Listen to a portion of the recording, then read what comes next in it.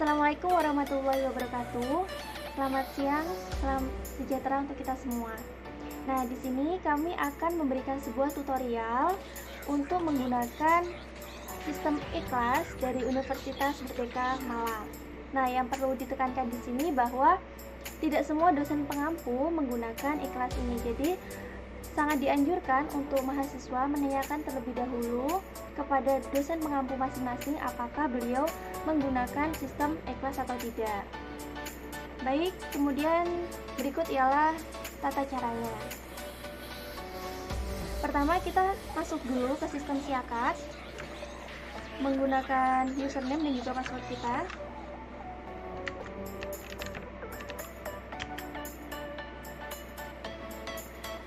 Nah, selanjutnya ketika sudah masuk, kita bisa langsung klik di ikhlas. Nah, hal yang pertama kali yang perlu kita lakukan ialah mengedit profil kita. Ada di pojok kanan, ada tanda panah ke bawah itu diklik, kemudian kita pilih profile dan kita pilih edit profile. Nah, di sini sudah tercantum secara otomatis nama dan juga email dari Unmar. Nah, yang perlu kita lakukan di sini ialah mengganti foto kita. Karena di sini tadi fotonya belum ada, jadi kita ganti dahulu. Nah, selanjutnya ialah meletakkan foto kita. Jangan sampai kita menggunakan tanda yang plus di sini, tapi dengan cara drag and drop. Jadi kita langsung memilih foto kita, dan foto yang digunakan ialah foto boleh bebas asalkan rapi, atau boleh juga menggunakan foto yang dari Siakat.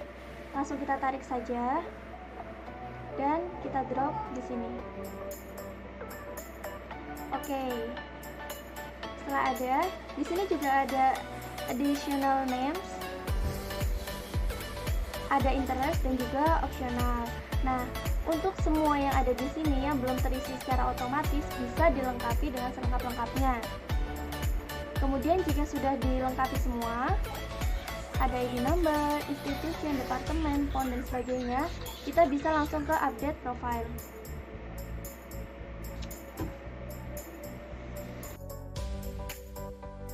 Nah, setelah terupdate untuk profilnya, yang selanjutnya ialah kita masuk ke kelas. Untuk mencari kelas, caranya ialah ke dashboard. Kemudian di sini nanti kita langsung ngeklik yang course. Nah, di sini kan ada pilihan dari beberapa fakultas. Dipilih sesuai fakultas masing-masing. Di sini karena saya psikologi, jadi saya mengeklik yang fakultas psikologi. Dan kemudian selanjutnya langsung ke prodi S1 psikologi. Nah, di sini ada banyak sekali mata kuliah yang ditampilkan, mulai ganjil dan juga genap. Namun karena sekarang semester ganjil, maka kita berfokus pada mata kuliah semester ganjil dan yang kita ambil di KRS. Nah, di sini kan terlihat di beberapa matkul ini belum ada tanda kuncinya seperti ini. Itu tandanya beliau-beliau ini belum memberikan enroll key-nya. Jadi karena di sini perkembangan sudah ada, jadi kita bisa langsung masuk aja ke psikologi perkembangan. Kemudian di sini ada enrollment key. Di sini kita masukkan password yang diberikan oleh dosen pengampu mata kuliah masing-masing. Karena di sini dosen mata kuliah perkembangan 2 sudah memberi, jadi saya bisa langsung memasukkan passwordnya.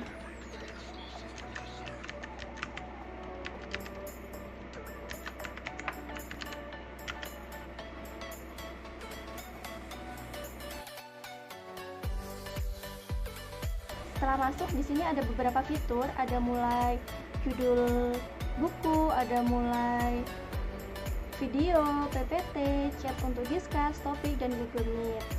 Nah, mungkin nanti setiap dosen tidak selalu memberikan keseluruhan ini, tergantung dosen masing-masing. Namun di sini memang ada fitur-fitur ini tadi.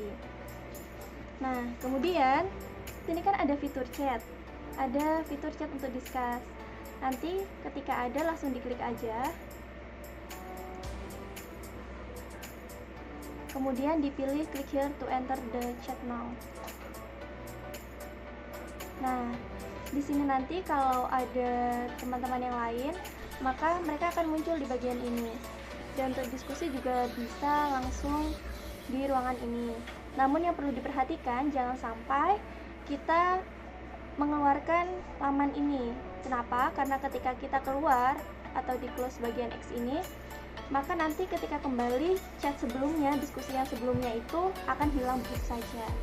Jadi kita harus benar-benar aware ke ini untuk tidak sampai menutup laman yang bagian chat ini.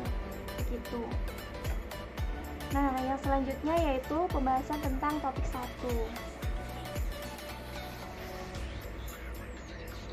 Nah, di sini kebetulan dosen sudah memberikan sebuah instruksi berupa kumpulkan nama dan bla bla bla.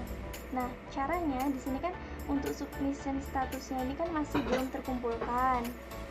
Jadi, dan di sini juga ada keterangan due date-nya berapa, tanggal berapa, hari apa, jam berapa. Dan di sini ada time remaining-nya. Ada 6 hari lebih 4 jam untuk waktu pengerjaannya.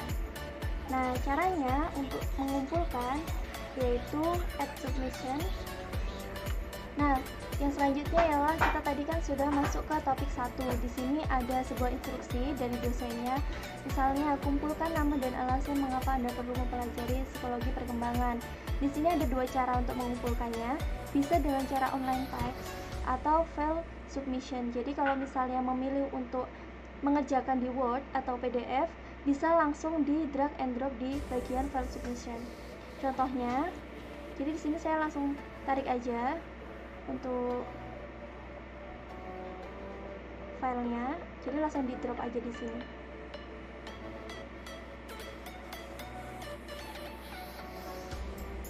Nah, di sini filenya berarti sudah terupload, tinggal di submit aja.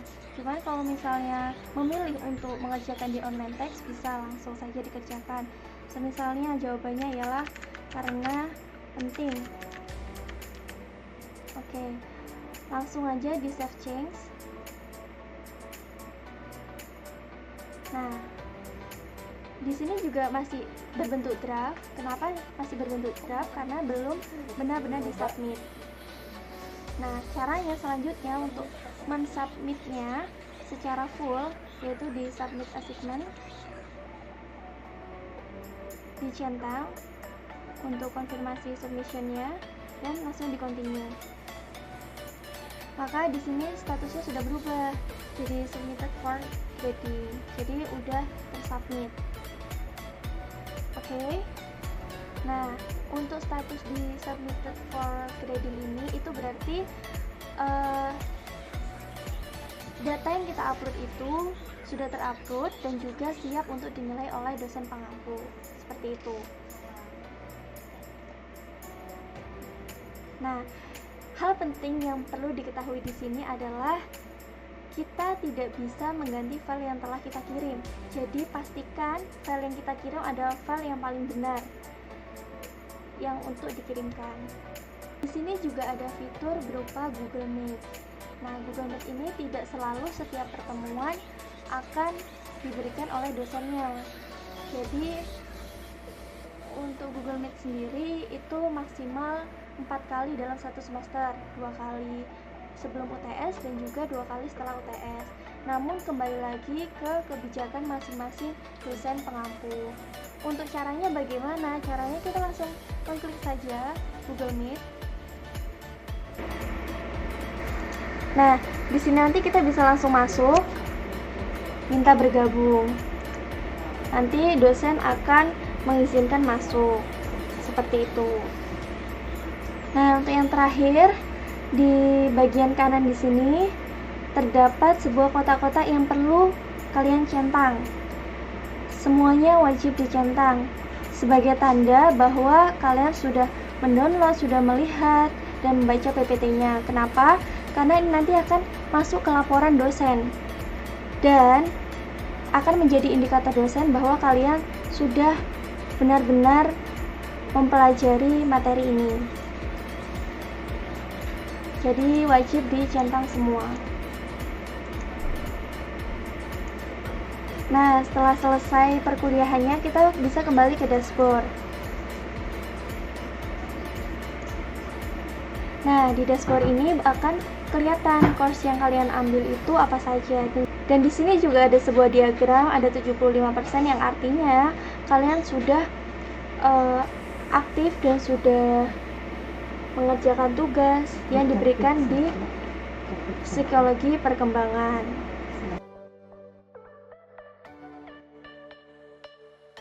Baik, yang selanjutnya ialah cara untuk menambahkan kelas.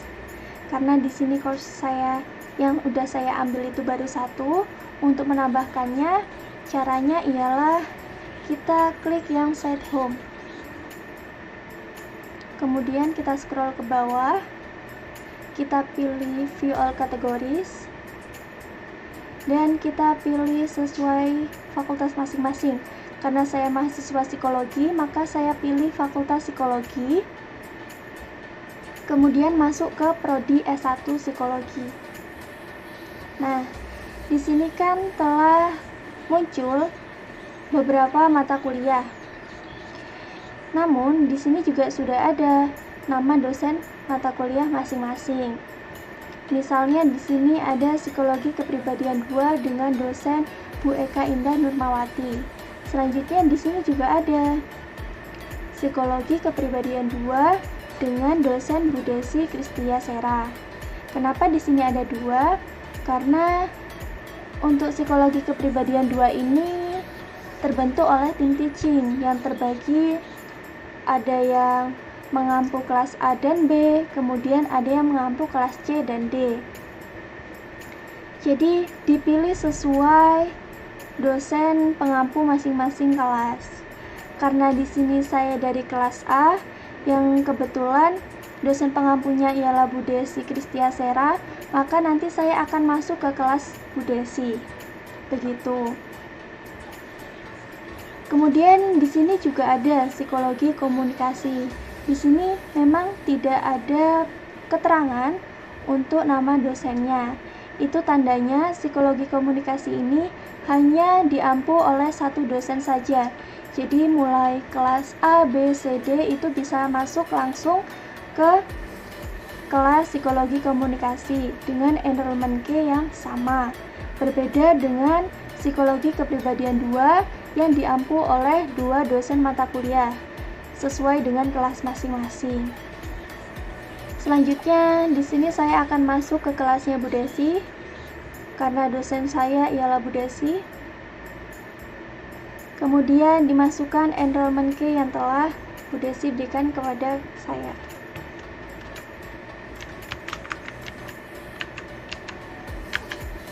Di sini nanti sudah masuk ya ke Psikologi Kepribadian 2 dengan dosen Bu Desi Kristia Sera. Karena Bu Desi ini mengampu dua kelas, yaitu kelas A dan B, maka yang masuk ke kelas ini nanti itu dari mahasiswa dari kelas A dan juga B. Jika kalian dari kelas B, maka kalian hanya masuk di jam 10 saja, tidak perlu masuk di jam 8. Kemudian bagaimana untuk membedakannya? Nanti yang paling berbeda itu adalah di tugasnya. Untuk materinya sama saja untuk kelas A dan kelas B. Namun untuk tugasnya akan dibedakan oleh dosen pengampu masing-masing. Mana tugas untuk kelas A dan mana tugas untuk kelas B. Nah, jika sudah selesai semua, maka kalian bisa kembali ke dashboard. Di sini akan terlihat kelas apa saja yang kalian ambil. Karena di sini saya sudah mengambil dua kelas, yaitu Psikologi Perkembangan 2 dan Psikologi Kepribadian 2, maka di sini akan terlihat kelas yang saya ambil. Nah, jika ingin menambahkan kelas lagi, kalian bisa ke site home dan dengan cara yang sebelumnya saya jelaskan tadi. Jika sudah selesai semua, bisa kalian log out dengan cara di pojok kanan, kemudian langsung diklik yang logout. Nah, demikian tadi ialah video tutorial untuk menggunakan e-class dari kami. Semoga bermanfaat. Untuk penjelasan lebih lanjut terkait enrollment K bisa menghubungi dosen mata kuliah masing-masing. Sekian dari kami. Wassalamualaikum warahmatullahi wabarakatuh.